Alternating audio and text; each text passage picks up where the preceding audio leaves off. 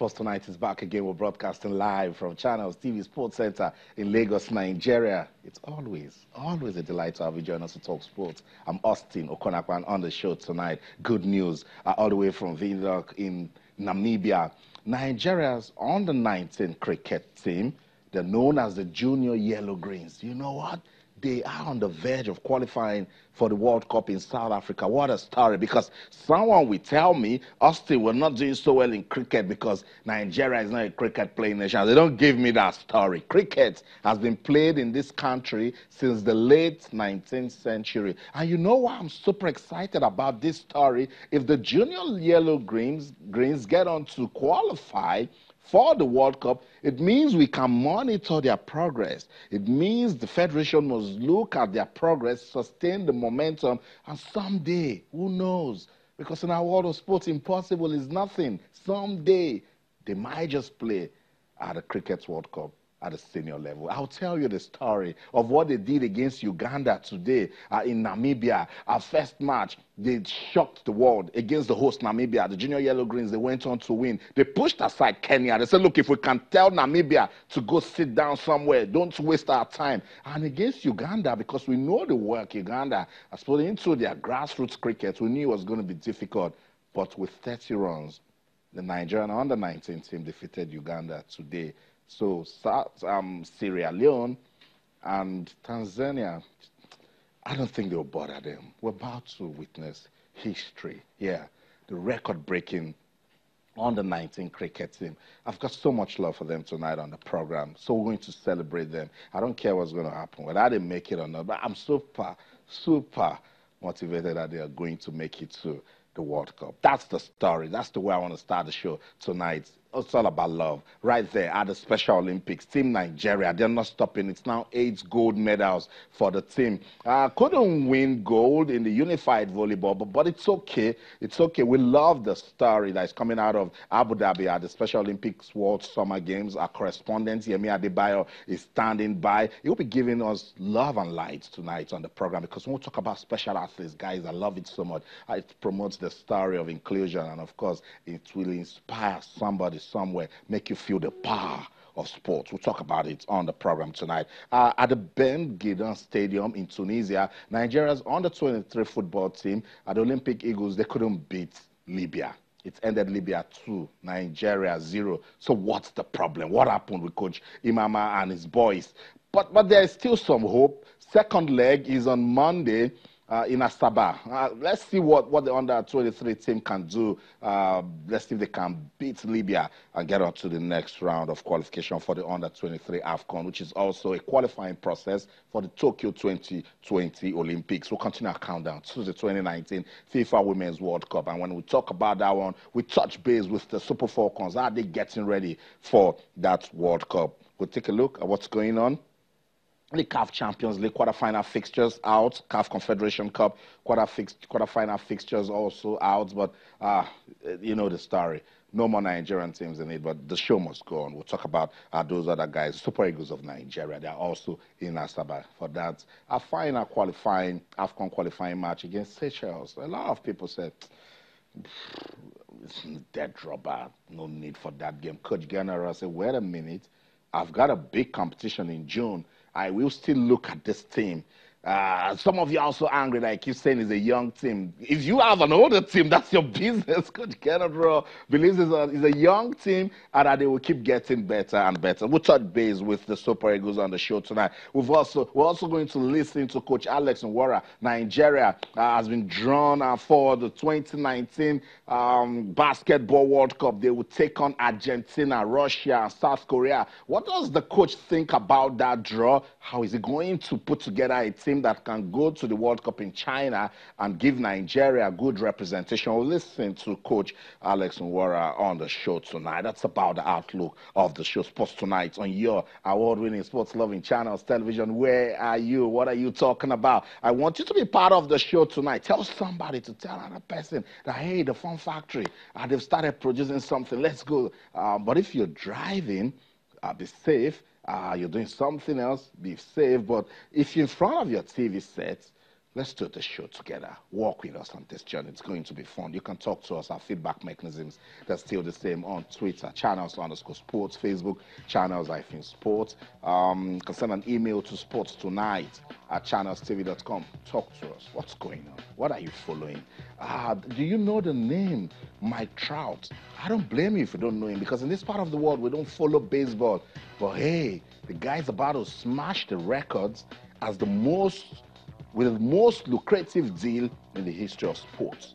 A 12-year extension. Is a baseballer. He's not a basketballer. He's not a footballer. It's not Messi. It's not Ronaldo. But this deal can see him earn about 98,000 pounds every day. You know what? The guy can just come to the streets of Lagos and say, everybody just take 50,000 naira. 50,000 naira. Everybody will say just fine. What a story, Mike Trout. I told you that this is business. Oh, we shout. It is business. We're going to talk about Mike Trout on the show today. Because when Canelo Alvarez broke that record, I said to my colleagues, just wait a minute, someone is coming. So I'll tell you the story. I'll try not to convert it to Naira, because I want to stay sane tonight, but Mike Trout breaking all the records. All our top stories can be viewed on our website, channelstv.com, and on YouTube/channelsweb. Log on to m.channelstv.com, download the Channels TV app for any of those devices that you see right there on your screen. Let's do the show together and tell me where you are talking to us from. We also have rescheduled matches in the Nigeria Professional Football League, so it's a loaded show tonight, and I don't want to do it, not even with the guys in the studio. I want to do this show with you. Let's go to Abu Dhabi. Our correspondent Yemi Adebayo has got so much love for us from the Special Olympics. Let's listen to Yemi. When we come back, more updates from the Special Olympics. Don't go anywhere. At the ADNEC Sports Exhibition Arena in Abu Dhabi. At the end of day 6, Nigeria has 32 gold, 17 silver, and 9 bronze. Medals are awarded on individual basis. You can understand why Nigeria has 32 gold medals. It's been a good day for Nigeria, even though we didn't get the gold that we expected in basketball, but the volleyball team and a couple of swimmers added to the medal haul for Team Nigeria. It's been a good outing for Team Nigeria, and of course the enormous benefits for the special athletes, the experience, and of course the message of inclusion that has been loud and clear here at the 2019 World Special Olympics for those athletes.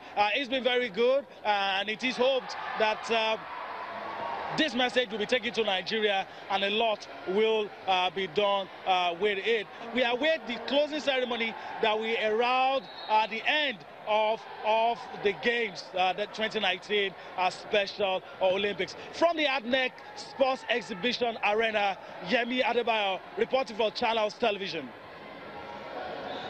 Thank you, Yemi, for giving us so much love from the Special Olympics. So that's the story. 8 gold medals for Team Nigeria, now 7 silver and 5 bronze medals. They're doing so well. And don't forget, at that level, it's not about winning.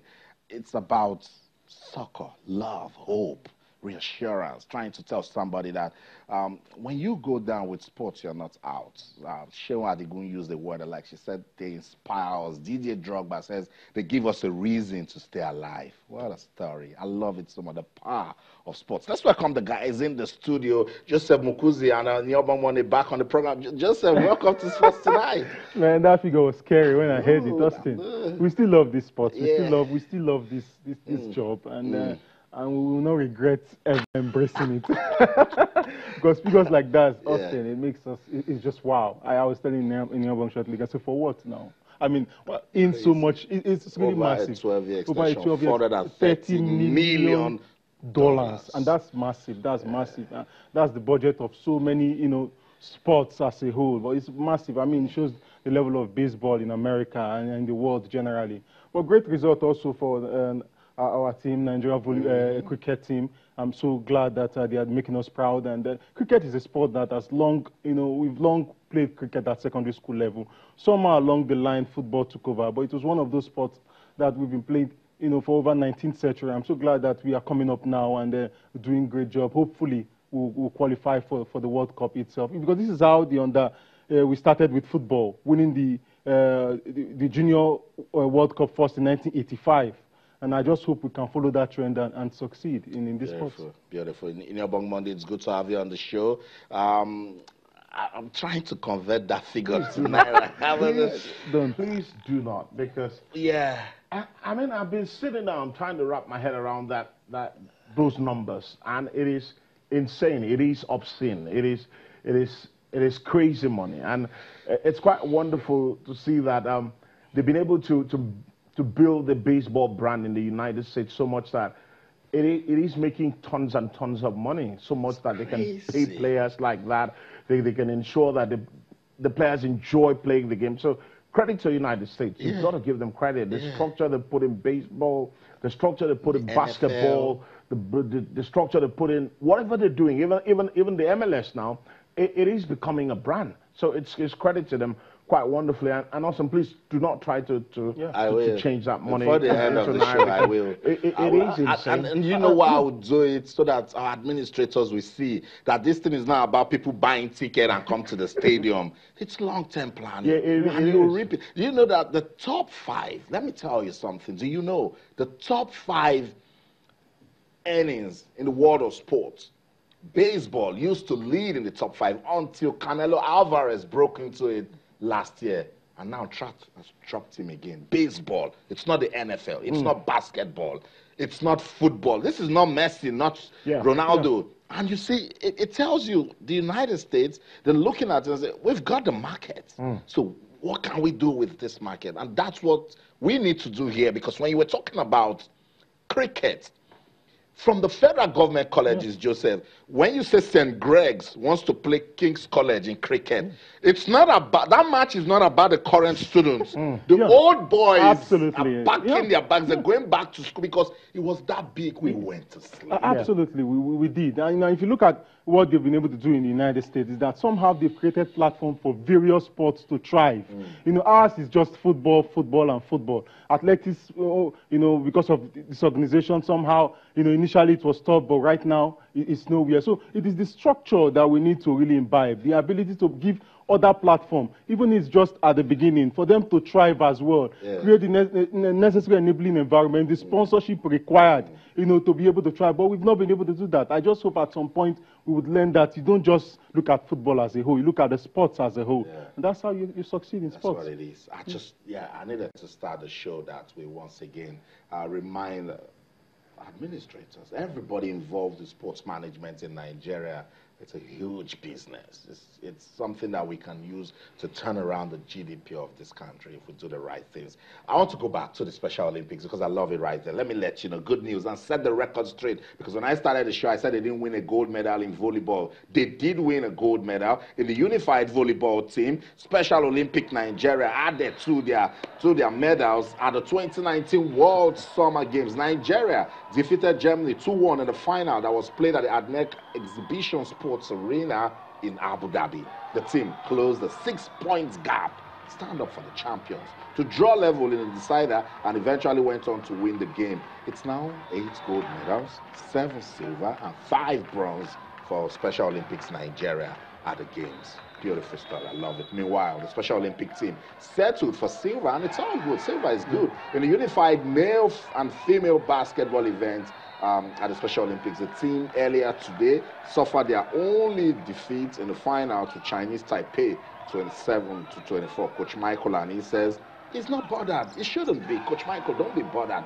He says he's not bothered about the outcome of the final match, as he remains proud of the team in Melbourne, and that's what it's all about. It is all about participation. It is all about inspiration, and also it's quite exciting because for me, I'm not bothered about the gold medals. I'm not bothered about the silver. It is the icing on what has been a very fantastic cake. It is beautiful. It's the story that will be told for many, many years to come.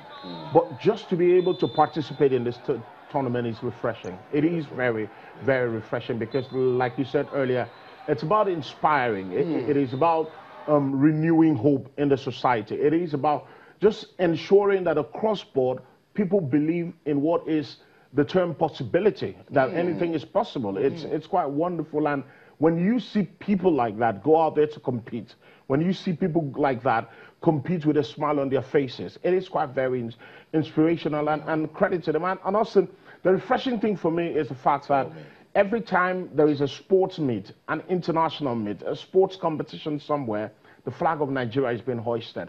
That's what you want to see. You want to see the flag of Nigeria being hoisted at every international sport, whether it is canoeing, whether it is bowling, whether it is cricket, whether it is basketball. You want to see the flag of Nigeria being hoisted, and it is quite very refreshing that we're out there and making the nation and the continent very proud. Very refreshing. I don't know what you're going through, and I don't care. Something terrible happened, and you're saying it's all over. No, the Special Olympics is your motivation. That's your inspiration right there. Look at those kids saying to themselves that we've got talent, and with sports we can stay relevant. Let's go to Abu Dhabi, get some reactions from some of the games that have been concluded today. Everybody's a winner. We had a nice, quite a fantastic game. The team, they played as a team.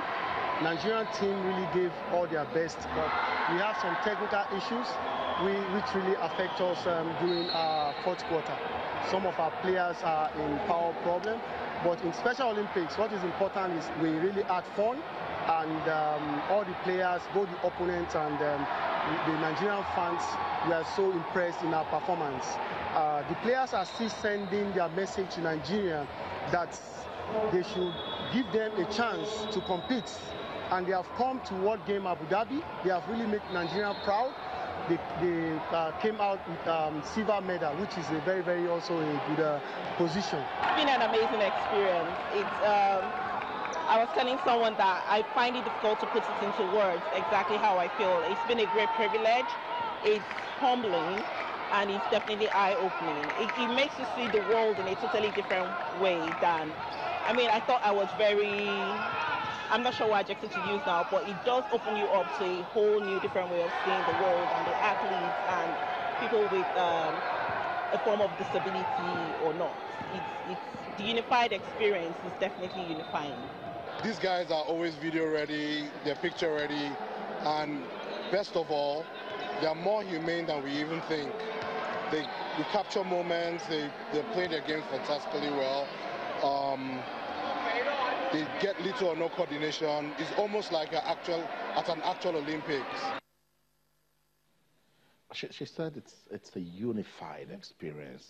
360 degrees inspiration. Everybody that is involved looks at a player and said, this guy has some intellectual disability and is giving us this much. And it changes your perspective. You know, initially, as she said, that she never knew, you know, that she had certain capabilities until she was exposed, you know, to that platform and that opportunity. You know, the story will be told. When they come back, they will tell their parents, they will tell their, you know, words, and, you know, it will spread out there to those who are, you know, equally challenged.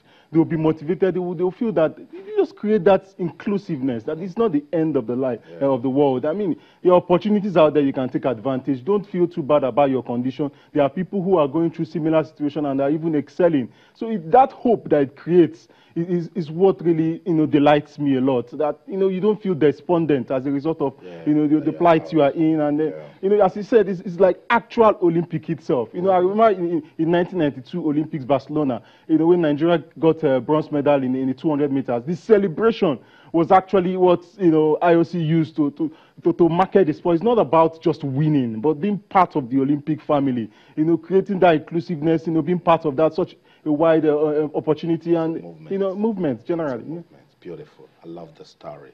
So that's it. The Special Olympics World Summer Games will continue to monitor it, get you inspired as much as we can. And when those lads come back home, we're going to celebrate them because they have actually inspired us big time. So let's get on with the show now. Let you know that the International Olympic Committee, the IOC, they've granted scholarship to 11 Nigerian athletes to assist them in preparing for the Tokyo 2020 Olympic Games. The beneficiaries are Tobilola Amusan, Aaron Akwadri, Odunayo Adekuroye, Blessing Oborotutu, Blessing Nathaniel, and Samson Nathaniel. Others are Aminata Adeniyi, Toyin Adesomi, Olajide Omotayo, Adamu Abubakar, and Uzo Amaka Otuadima That's the taekwondoist right there. The president of the Nigeria Olympic Committee, NOC Abu Gumel, says the scholarship covers training facilities, specialized coaching, and regular medical assistance during Olympic qualification and competition. So beautiful. Now, good one coming from the IOC. So the IOC brings this grant to ease Nigerian government, NOC, not say they've given you all the money, to ease so that you prepare. Very, very important. Let's go on this quickly. When we come back, I want to talk about this so that we put some clarity out there. So don't go anywhere. Stay.